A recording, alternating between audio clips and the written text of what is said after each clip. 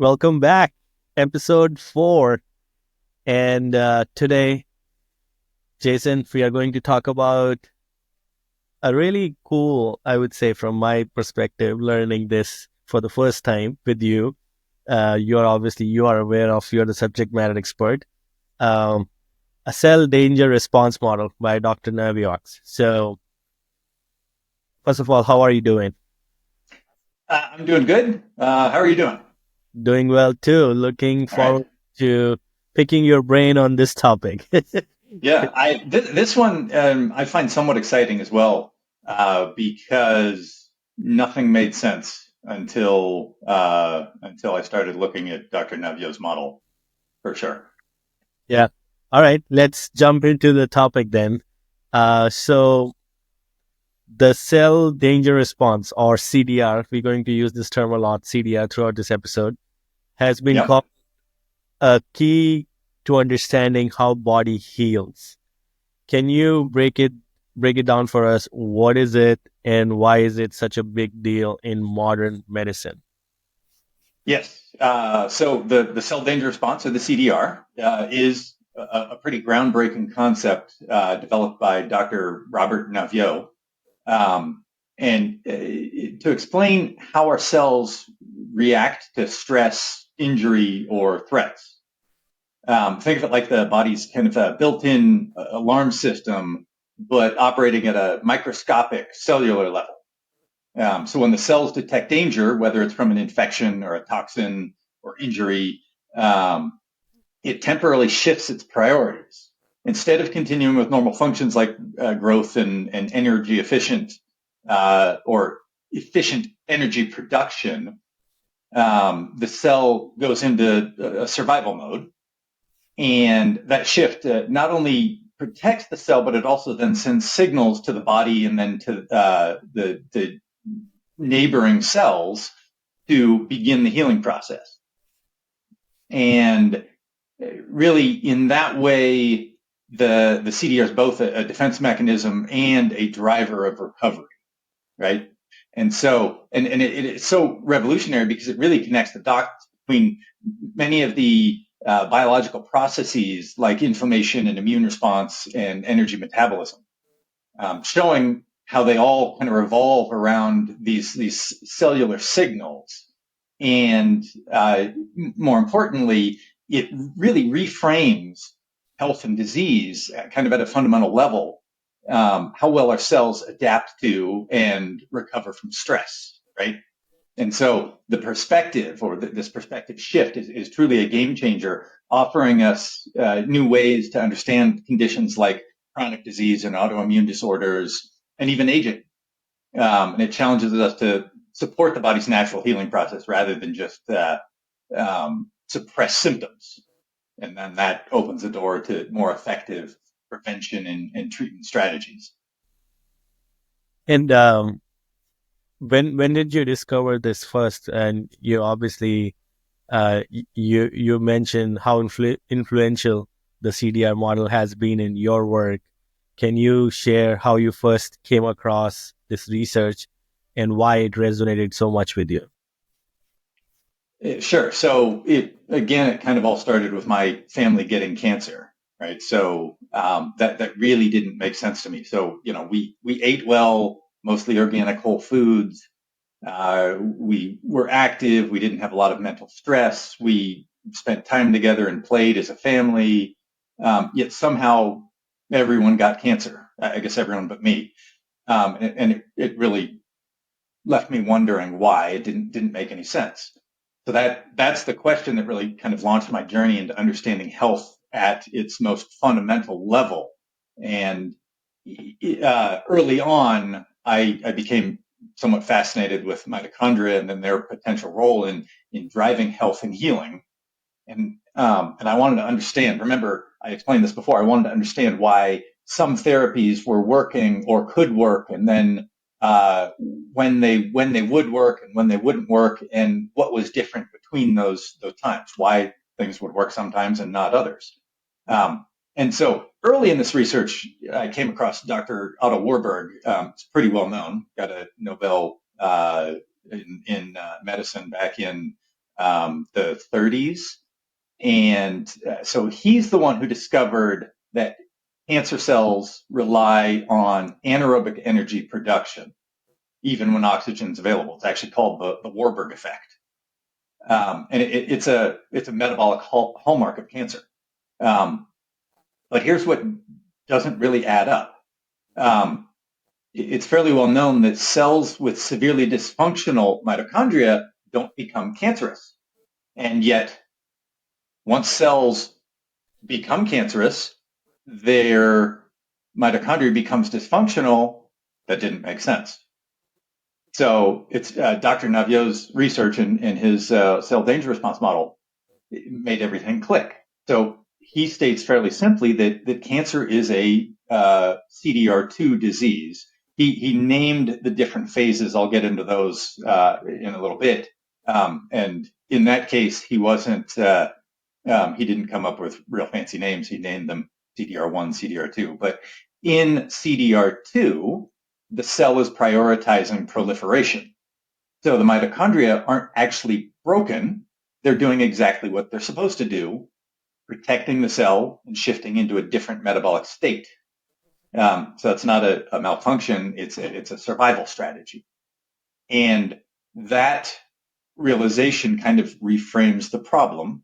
It definitely did for me. So now the issue isn't that mitochondria are inherently dysfunctional. It's that the cells are getting stuck in the healing process somewhere, and they can't complete the healing cycle and return to normal. And so then I also realized, and I realized, obviously Dr. Naviaux was presenting this to us, so I realized this by reading his work, that this isn't just about cancer. The same framework applies to any disease. And Dr. Naviaux's CDR model, so it really gives us a new way of seeing cellular health, and connected everything for me that I've been trying to understand, and provided a roadmap for helping, or so that you can see how cells move through the healing process. And the CDR model focuses on how the body responds to stress, right? Yeah. And how does that align with the idea of salutogenesis and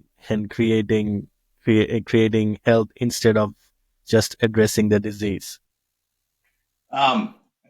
So it's interesting. Dr. Naviaux actually wrote a paper that addresses almost that very question, titled "Mitochondrial and Metabolic Features of Salutogenesis in the Healing Cycle." And in the title, he's using the CDR. He's referring to the CDR as the healing cycle. So he compares salutogenesis and pathogenesis in the same way that we discussed before, right? Pathogenesis focuses on disease initiation and progression caused by harmful triggers like infections or injuries. And salutogenesis emphasizes the body's natural, he puts this, evolutionarily conserved mechanisms for recovery, adaptation, and health creation. And that's what I refer to as, and we talked about the kind of resilience adaptation. So salutogenic therapies aim to help cells move through the CDR phases correctly, completing the healing cycle instead of just forcing the bodies into actions it's not ready for. That's a kratogenic approach. And so salutogenic therapies create conditions that the body needs to heal. And so this shift in perspective, it basically, pathogenesis tells us how diseases develop, but salutogenesis shows us how to reboot the healing cycle. And it's about what the cells need to get unstuck and progress. And that's why the CDR model is so revolutionary. It provides kind of the correct vantage for understanding illness and really designing therapies that then support the body's innate capacity to heal. And a little bit about like, I guess the distinction here, right? Like one is like pathogenesis, and we talked about that in previous episode too a little bit, that those feel forced to the body, those kind of treatments. And here, even though Well, that would be Kratogenicis. Kratogenicis, yes, sorry. Yeah. So wouldn't you, I guess the response isn't the response a forced response in this situation? Why would this be considered salutogenesis in that fundamental regard? Well, so the CDR really lays out exactly what the cells are trying to do. And so it really gives us a good, I mean, it is a model. It gives us a really good model to understand um, where disease is occurring and what the cell is doing at that point. So we can help it finish doing what it's trying to do and then move on. And then it's healing correctly, right? So it's kind of a different viewpoint of, well, why do cratogenic drugs cause so many side effects and adverse things to happen? Well, it's because it's trying to force the cells to do something. But the cell might be perfectly capable of doing that. It's just in a healing phase where it's not prioritizing doing that. Now, some doctor or scientist looks at this and says, "Oh, well, that's what's wrong with this disease is the cell isn't doing this." And so we make up a drug that forces the cell to do this. But if the cell's not ready to do that yet, it might go ahead and do it because it's forced to, but then that doesn't really stick, and the cell can basically fall right back to where it was as soon as the effects of that drug wear off. And then on top of that, because of the cell being forced to do things that it wouldn't want to do until a different stage of this, the CDR or the different stage in the healing, it can kind of mess up what it's doing elsewhere as well. And then everything gets all confused. Now, obviously, sometimes cratogenic drugs work. And in those cases, we're probably forcing the action that is pretty close to when the body is trying to do that action anyways. So I don't want to say that they will never work and that, pathogenetic drugs are evil. It's just salutogenesis or salutogenic drugs are going to, uh, they're going to work better in that they're helping the cell do what it's trying to do right now. Not sometime in the future, not sometime in the past, but right now. Get done with that, move on to the next stage, finish that, get done with that, move on to the next stage, and so on and so forth, all the way through healing. Did that make more sense? Yeah, understood. So I'm just gonna go next part of my thought process here, which is so the best way to look at it is pathogenesis is more of how to explain the disease itself, and salutogenesis shows us how the healing is working in this regard, or the healing cycle is working. Yes. Okay, Yes. Yeah. So exactly. So pathogenesis is explaining the problem that is occurring, and the problem is occurring from things that have occurred. And then salutogenesis really shows you how the best way that the body wants to heal that whatever occurred. got it. And I didn't really mean to, right? I didn't, and I apologize if that came across as I was contrasting salutogenesis to pathogenesis in where I was contrasting salutogenesis to kratogenicis. Um, we've Yeah, done both. yeah. I wanted to clarify that, so that's Yeah. good. Good. Okay.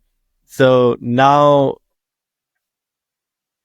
obviously, the CDR is often described as body's way of responding to danger, right? So can you walk us through how it gets triggered and what it is trying to accomplish in terms of repair and Yes. recovery?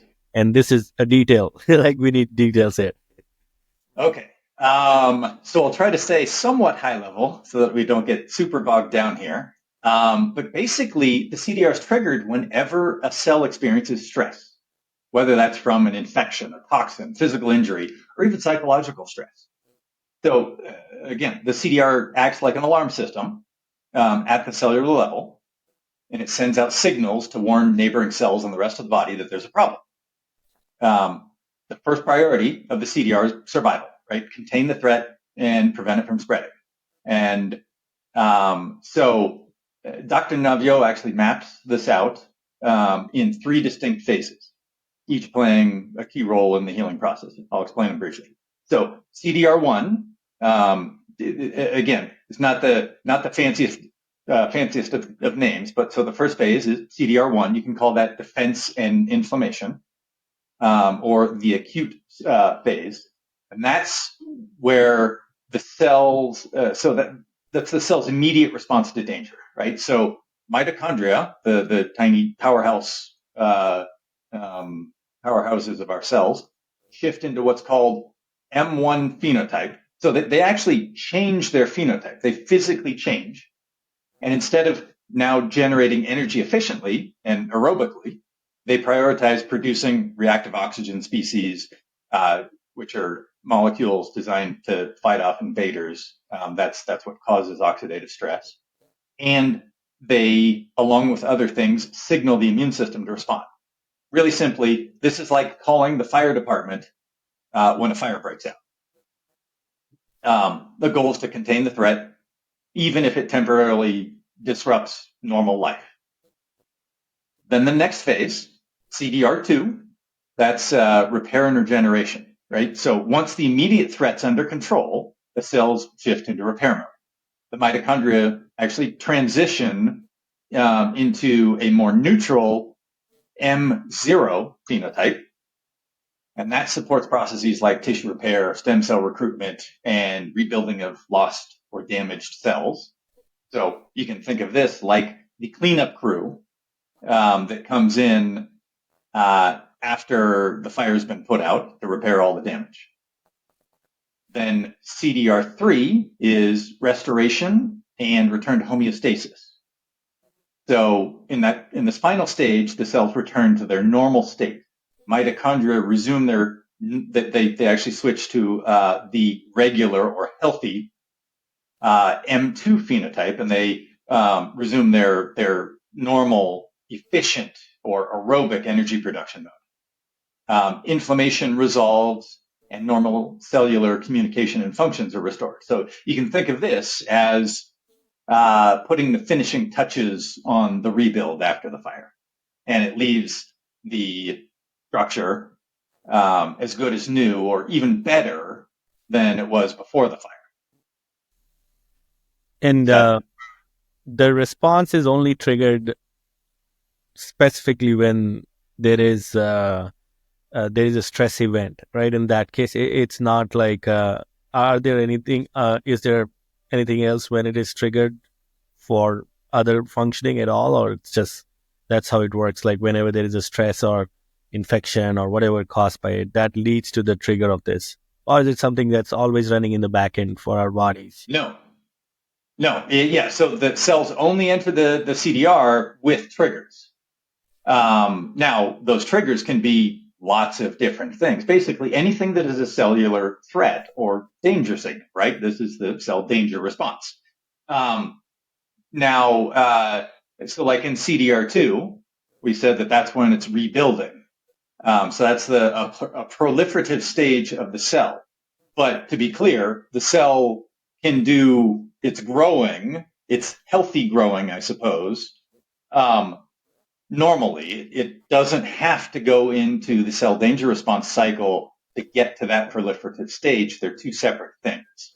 And actually, in the danger cycle in CDR2, it's actually repairing or rebuilding, proliferating faster than it would be under a healthy state, because things are much more critical. Now we're in a survival mode as opposed to just regular growth. Can you point out again the difference between the CDR2 and CDR3, just in fundamentally repair and regeneration is happening at CDR2 stage itself. So the 3 Yes. is what happens in 3 after the repair and regeneration is done? What's the step that happens really in CDR3 response? So what happens after 3? Yeah. Or No, starting at 3 and then afterwards okay. 3. Yeah. So go through them again. CDR1 is the acute phase. That's the immediate reaction to contain the threat. Then CDR2 is rebuild and repair. And that's basically replacing lost biomass. And then CDR3 is everything starts to go back to normal and return. So homeostasis returns to normal. So Mm. at the end of CDR3, you are back to being a completely healthy cell, assuming that you had complete healing through that process. Got it. And if there is not complete healing, you are still in CDR2 kind of phase. That's right to assume. No, not necessarily. Actually, that is one of the theories on what aging is, and it's just not something less than 100% healing through the CDR. So every time we go through the CDR cycle, if our cells don't heal 100%, there's a little bit of damage that's left over. And we're getting off topic, but as that gets to a certain point, the cell can basically shoot off a different direction and it becomes a senescent cell. And that's basically a cell that is otherwise healthy in that it's not malignant, it's not doing the wrong things, but it's not actively adding to the rest of the rest of the organism. And in small amounts, that's almost imperceivable. But over a lifetime, those build up to the point where we start to see wrinkles in skin, muscles not quite as strong because you've got some random little cells around that aren't really tied to and associated with all the other cells around it, not doing the right thing. It's just kind of off doing its own thing.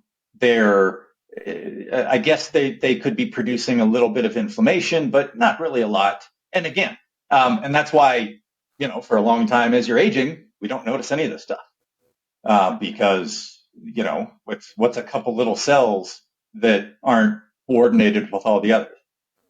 It's almost meaningless. So kind of like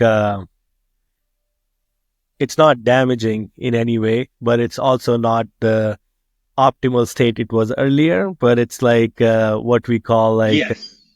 it's there, but not in the optimal state, but not damaging. And that's what, Yes. yeah. Well, I mean, eventually it is damaging, right? At some point, you get so many of them that, well, now you've got a much higher percentage of cells that aren't doing the right thing, all within a little area. And that's so that's a whole different topic as to, well, why don't those cells just go through apoptosis and self-terminate? Because they're not shifting back to be a healthy cell. They're not still in the cell danger response. They're kind of kicked out the other direction, and that wouldn't make sense. Why not just have them turn themselves off? And then there actually are all sorts of it's anti-aging therapies that are trying to look at that and how to reduce or eliminate senescent cells and or get senescent cells to fix whatever caused them to become senescent in the first place and revert back to healthy, or revert back to healthy, or at least how do I describe that? Heading towards that direction long enough to where then they can say, yeah, I'm no longer viable, I should just self-terminate. And then the body can get rid of those cells entirely. Otherwise, they're stuck there because they're not dead, in which case the body won't get rid of Yeah, I guess that is what in science, especially in anti-aging world, we try to find that fountain of youth to pull those it. things Yep. back, and that's what it is. Very interesting. Little side topic from this, but different, maybe this different discussion. All right, so let's go talk about a little bit on chronic illnesses, because the thought I had with this question, the previous one, was like, well, you get inflammation in your body and then it still exists for years. It might not be damaging at the moment, but it's a slow damage because it's not at optimal level at that point. It's not malignant, but because if it is too much together, then it's a chronic problem. Right?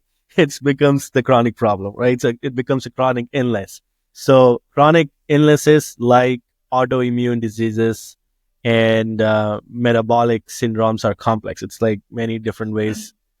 So how does the CDR model shed light on why these conditions can be so hard to treat? This is one of the things that really makes the CDR model revolutionary. So, right, instead of just looking at symptoms or isolated systems, it explains how the cellular dysfunction, especially when healing is incomplete or interrupted, can ripple outward and lead to chronic conditions. It gives a framework to understand not just the acute recovery, but also what happens when the body gets stuck in a cycle of incomplete healing. And that's really the key to understanding chronic conditions. So specifically, chronic illnesses are or occur when the CDR states persist and the cells fail to fully complete that particular healing phase and the healing cycle in general. So they're literally stuck in one of the phases of the cell danger response. So let's run through them again, right? So remember, you've got CDR1, and that's the survival mode. So in persistent CDR1, mitochondria stay in that M1 state. Remember that. So inflammation persists and immune activation dominates. And that's linked to innate immune disorders, conditions like allergies or asthma or chronic infections, where the innate immune system remains on high alert because cells haven't moved forward to the repair state. Then CDR2, that's the repair and proliferation phase. So in persistent CDR2, cells are focused on rebuilding, and but they don't progress to full resolution. So remember, that's M0. That's the mitochondria. Those that are elevated is M0 mitochondria. And while also M1 mitochondria aren't fully resolved. And so what that does is it leaves lingering inflammation and incomplete repair. And so the phases, I guess how should I say it? The diseases associated with CDR2 or persistent CDR2 are proliferative disorders like cancer and diabetes and liver cirrhosis or vascular diseases. And that makes sense, right? Then CDR3, that's where the body should resolve inflammation and restore homeostasis. And the other thing that's happening in there is differentiation. So the cells, any of these stem cells that had been produced in CDR2 are now differentiating and coming into homeostasis with all of the cells around them doing what they're supposed to do. So in persistent CDR3, you still have that M0 mitochondria remain slightly elevated, and M2 mitochondria, the one that we think of as normal mitochondria or healthy mitochondria, are never fully dominant. And let me back up and just address that. I actually don't like calling M2 healthy mitochondria because they're all healthy. And that's one of the differences in this viewpoint here is just because the mitochondria isn't producing energy aerobically doesn't mean it's not healthy. In this model, it clearly shows that in the different stages, specifically CDR1 and CDR2, the mitochondria aren't supposed to be producing energy efficiently. That's why that's why I stopped there for a second, because even I am saying the healthy mitochondria. But in the healthy state of the cell, the dominant mitochondria is M2. So when I say healthy mitochondria, that's what I'm talking about. Healthy, you're saying the Yeah. health mitochondria. Yes. Yeah. So the M0, kind of the in-between mitochondria, is still elevated, or at least slightly elevated. It's dropping, and the M2 mitochondria aren't completely dominant. So what that does is it creates kind of a low-grade inflammation. You've got inefficient energy production, and that leads to cellular dysfunction. And so Naviaux tied that to differentiation disorders such as chronic fatigue syndrome and fibromyalgia and neurodevelopmental disorders like autism spectrum disorder. So um, again, so the CDR reframes what's often called mitochondrial dysfunction as mitochondria doing exactly what it's supposed to do in response to stress, depending on which phase it's in. With chronic disease, the problem is not mitochondria is not doing what it's supposed to do. It's that the progression isn't occurring for some reason. So why might that happen? And really, it's just that the cellular signaling is not allowing that progression. So one example is actually oxidative stress. Oxidative stress is not only is it that part of the CDR's signaling system. Remember, reactive oxygen species are produced in CDR1. They not only do they help destroy pathogens and trigger immune activation, but if it persists for too long, it can. So under that case, or under the normal case, it's an output of the CDR, right? CDR goes into CDR1, starts producing oxidative stress, inflammation, and that's a good thing because that tells the other cells that something's going on, and the reactive oxygen species that are being created are killing pathogens. The problem is if that persists too long, that can now become a trigger in and of itself. And so you can get into this vicious cycle. And so that's one possible way that the that the cell gets stuck in one of the healing phases. Now, this makes the most sense, or it seems most obvious in CDR1. Well, that's where it's supposed to be producing the oxidative stress. And so it makes sense that if you stayed there for too long, well, then it can become a trigger for CDR1, keeping you from ever removing or ever transitioning out of it. That one's kind of straightforward. But the same type of thing can happen in CDR2 and CDR3 as well. Remember, even though we've got M1 in CDR1, M0 in CDR2, and M2 in CDR3, it's not complete. Actually, the only one that's fast is M2 dies off really fast in CDR1. It drops down to 0 almost immediately. But honestly, then it slowly creeps up in the concentration of M2 mitochondria all the way until you get to exiting CDR3. And I know I'm starting to get a little bit technical here, but my point is that it's not completely black and white or in any of these, in which case oxidative stress is still being produced in the other two, especially if something occurs that keeps the cells from moving on. And then the oxidative stress can be a trigger to keep it at that point and doesn't let it continue. So the short answer was why would that happen? What could mess up the cellular signaling? Well, oxidative stress could. Got it. So would it be okay to say that because the cell are stuck in different stages, that is the reason for chronic illnesses typically, and uh, but then how do we get them out on the healing side, especially in terms of treating the chronic illnesses? It seems like it seems like a circular or cyclic loop kind of situation here. So Yes. would it, Well, honestly, any vicious cycle, right? If you can break the vicious cycle and start making things better, they normally come into or become a virtuous cycle, right? yeah, If you can change the signals that are pushing you in the wrong direction and reset them, it normally starts pushing you in the right direction.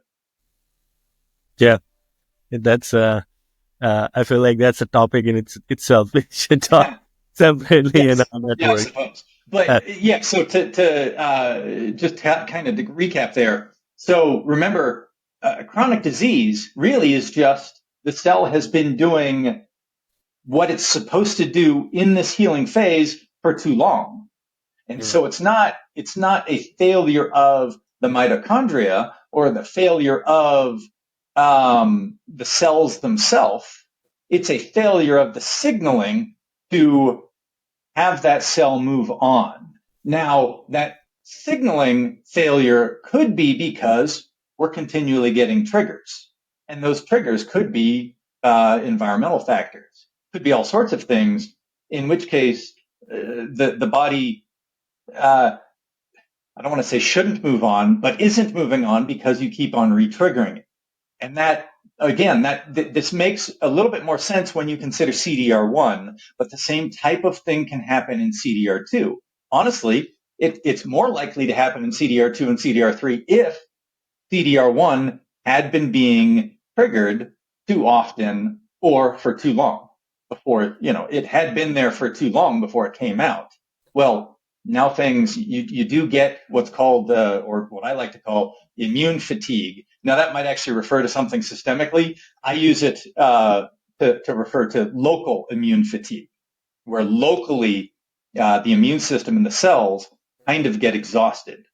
And that can cause some of these problems or exacerbate some of these problems. okay.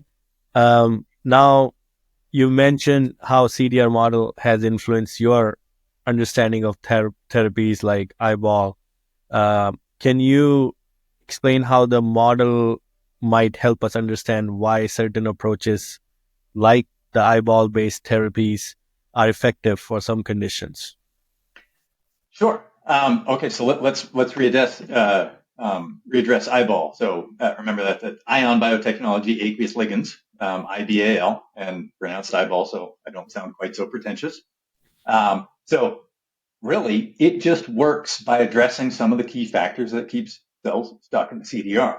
And there's a reason why I focused on oxidative stress before. Not only is it one of the biggest ones and has ramifications to all sorts of other signaling, but that's also the one that IBAL does really well with.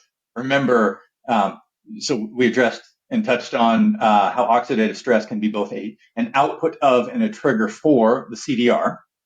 And especially, well, in the early phase, right, CDR1, the reactive oxygen species are produced to help eliminate pathogens and signal danger, right? But if it's not resolved, it becomes a bottleneck, keeping the cell stuck in CDR1. And then, as we addressed, it also then disrupts progression through CDR2 and 3. And remember, so basically, and again, this is where eyeball shines, right? So it helps reset the cellular signaling pathways tied to oxidative stress by delivering that highly bioavailable zinc and copper ions. We talked about this maybe a couple times already. Remember, zinc and copper are the critical cofactors for superoxide dismutase, or SOD. And that's the enzyme that the cells use to reduce oxidative stress, the first line of defense. And it's often the zinc that is the limiting factor for SOD functionality. And by eliminating that bottleneck, cells can then reduce oxidative stress naturally, essentially as fast as they want to. And again, that process is entirely conditional, because if the immune system still needs to produce oxidative stress, like for fighting pathogens, then eyeball is also supplying copper ions, and then the immune cells will essentially pick up the copper ions and use the copper ions to help produce the reactive oxygen species that it needs. But so that kind of is all focusing on CDR1. So I need to point out that IBAL supports progression through all of the CDR phases, right? So, for example, it's the antimicrobial properties that we addressed before help eliminate pathogens in the first place. And that not only is that critical for transitioning from CDR1 to CDR2, because in many cases that is the critical threat, but those pathogens were also the main reason for the higher levels of oxidative stress in the first place. Here's a good example. I'm going to step back for a second. If we had just an anti-inflammatory, you could take an anti-inflammatory, it forces the body to reduce inflammation, and, oh, well, everything's fine, right? Well, no. If you haven't addressed the microbial threat, the cells are immediately going to, as soon as the acetaminophen or whatever that drug was, wears off, the cells are just going to immediately ramp right back up into inflammation because it hasn't done its job yet. The cell is still in CDR1. It shouldn't come out. So that's a really good example of a Kratogenic drug there versus what we're trying to get to here is salutogenic drugs. That if we can get rid of the pathogens and reduce oxidative stress, well, now the cell will accept that. And once you reduce the oxidative stress, that can allow you or allow the cell, that's the reset button and allows the cell to go on because there's not this trigger that's still there that's going to pull it back. Then, essentially you can kind of have the same type of thing occur in CDR3 that then lets the cell go into homeostasis, right? And so we've seen this in the kind of real world cases. I'll come back to our rapid healing of the untreatable diabetic wound, right? So I guess I want to point out here, for that diabetic wound to heal, first thing that had to happen, we had to get rid of the pathogen, right? Whatever the infection was, we had to get rid of that. Then that allows the cell to transition to CDR2. Now, with continued IBAL product use, in this case that was the ion gel, it's not forcing the cell to move into CDR3 because now we've got this big, huge wound that we need to heal. And remember how I mentioned that it healed really, really fast? Well, that means that the cell must have stayed in CDR2 and stayed there really well because it healed very rapidly. And then not until that stage is done does it transition to CDR3. And the IBAL products have been used on other proliferative diseases and have helped those cells transition from CDR2 into CDR3 very rapidly and then self-terminate when they needed to.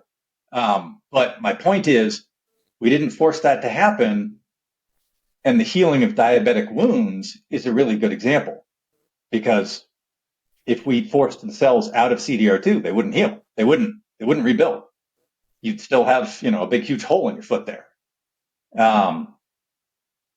So I guess this really, the CDR is an ideal model that allows us to explain how and why IBAL is working, right? It doesn't really help IBAL do it. It's going to do what it's going to do. The cells are going to do what they're going to do. The fact that IBAL works really well under various conditions could be very confusing. The CDR explains why it works as well as it does. Yeah. That's kind of like IBAL therapies keep the cells on course and then make sure they progress in the right way.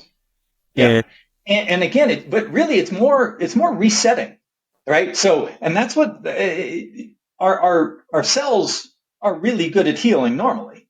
And that's fine. It's only under repeated exposure to the stresses that we get this local immune fatigue and or local cellular fatigue. I don't mean that when I say local immune fatigue, I'm not only talking about the immune system. I'm also talking about the cells themselves. They become fatigued as well, in which case they're not responding as quickly and as efficiently as they should. And all we have to do is get rid of those triggers. Now, in many cases, those triggers are pathogens. IBAL's really good at that as well.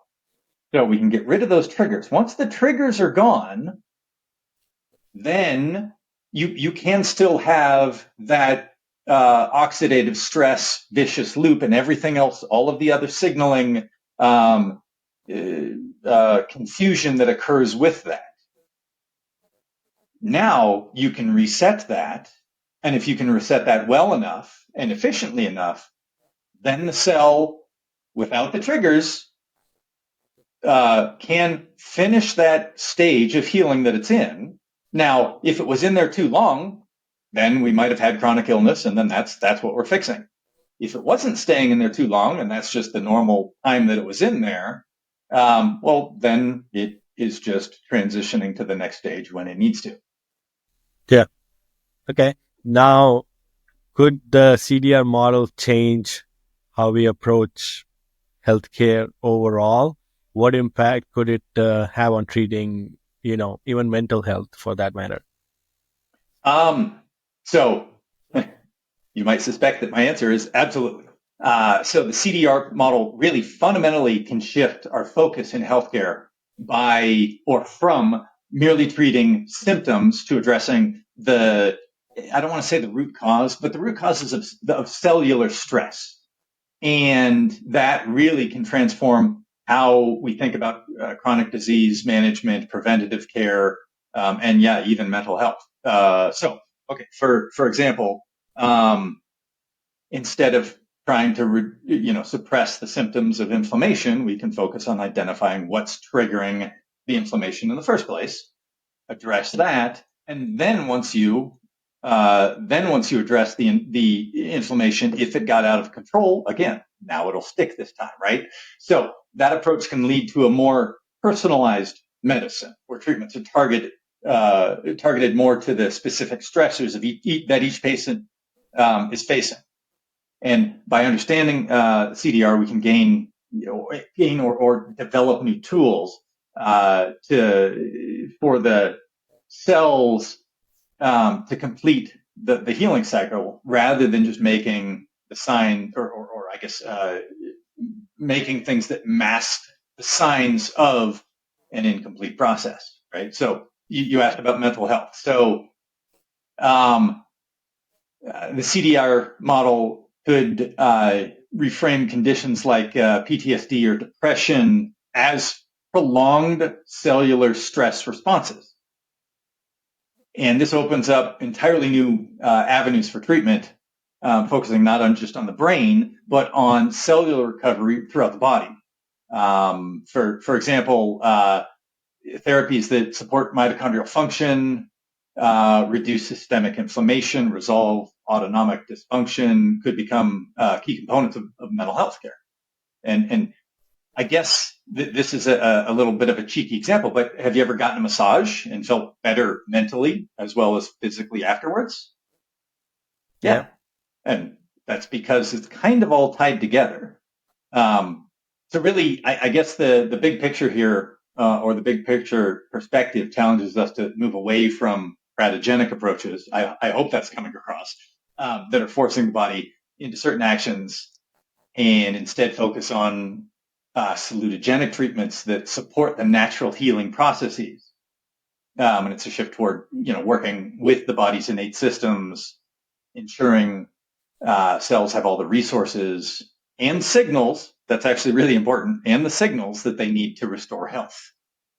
And so I guess, imagine the input that this could have on not just chronic disease like diabetes or autoimmune conditions, but on complex multifactorial diseases like long COVID or neurodegenerative diseases or aging or cancer. So by addressing these root causes, the CDR model can make healthcare more effective, and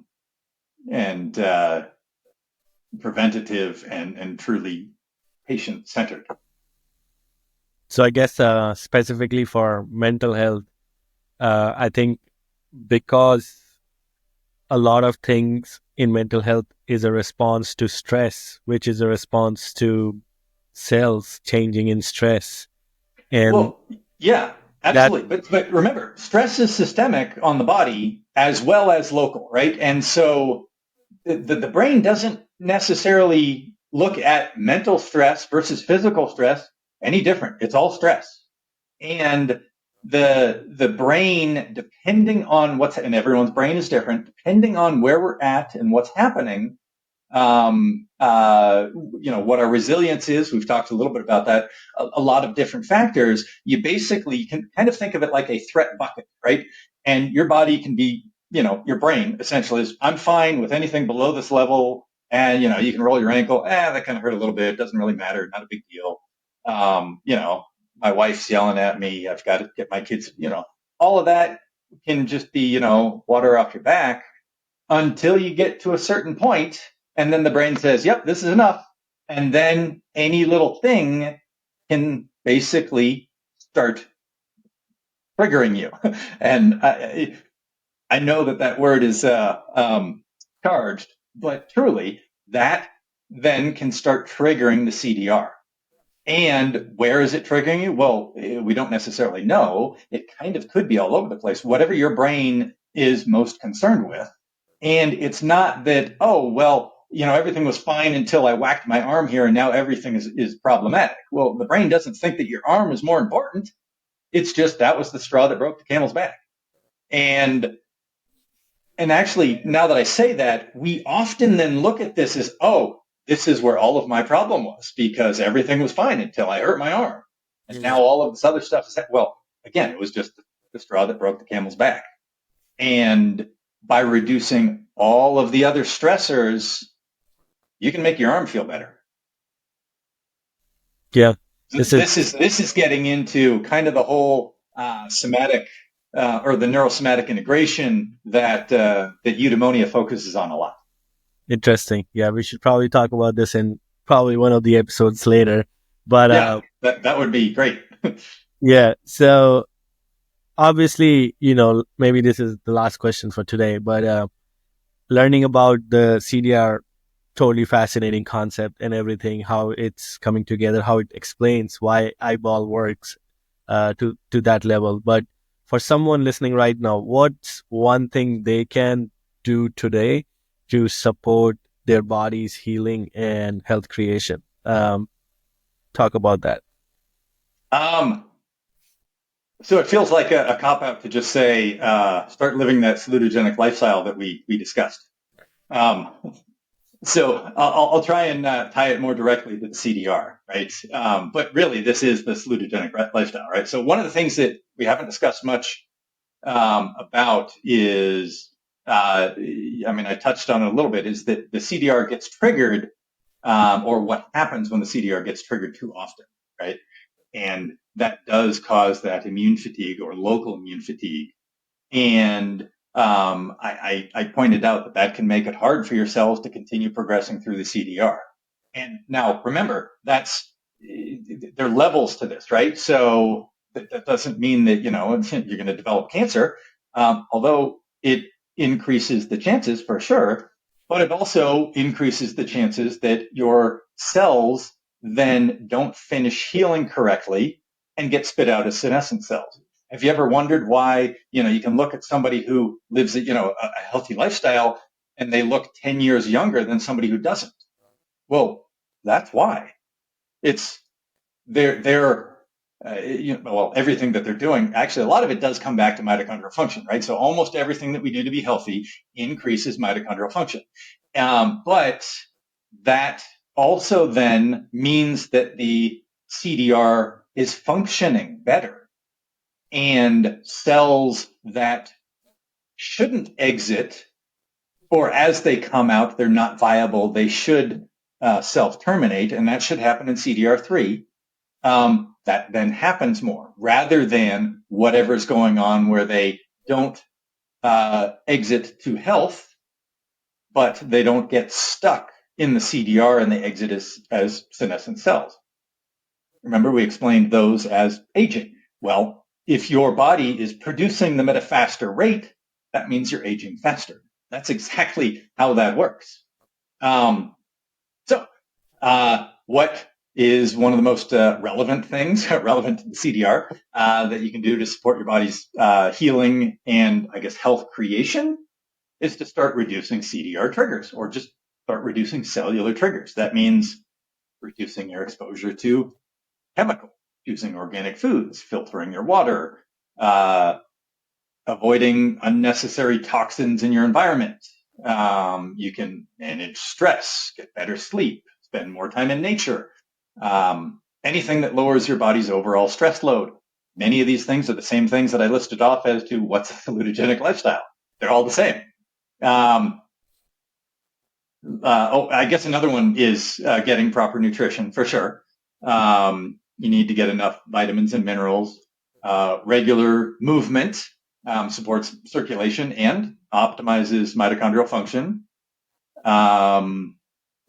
And I guess any lifestyle that encourages and promotes balance, mindfulness practices, or something as simple as trying to stay hydrated.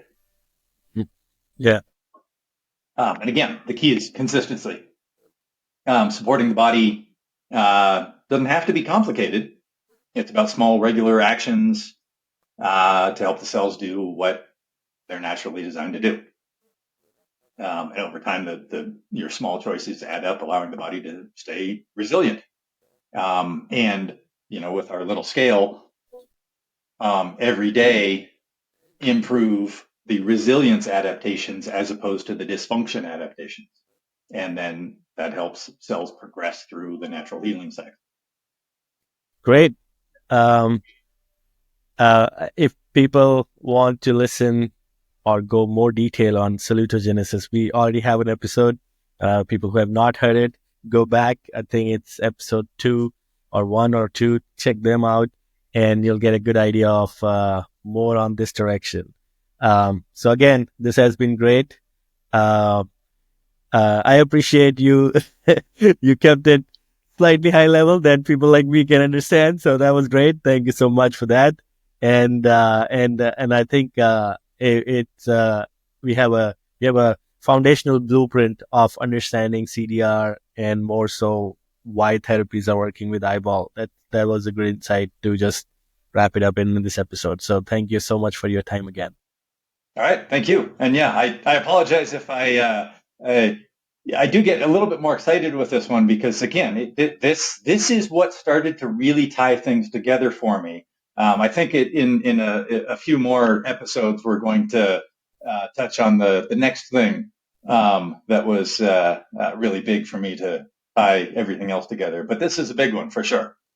All right. Well, stay tuned, everyone, or you can go to our website, powerofsalutogenesis.com, and you can catch wherever you catch your your podcast, video, however, which format you prefer. You can catch it there. Thank you so much. Wonderful. Thank you very much.